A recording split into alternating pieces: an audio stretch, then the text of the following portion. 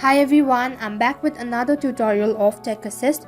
Today's guide video is based on how to delete story on TikTok application. Now in order to delete a story, first of all you have to either upload a picture or a video on your story, only then you'll be able to delete the story. Now before we begin, make sure that you've updated the TikTok application to the latest version and also make sure that you're well connected with your internet service. Now without any further delay, let us get started. Now open the TikTok application.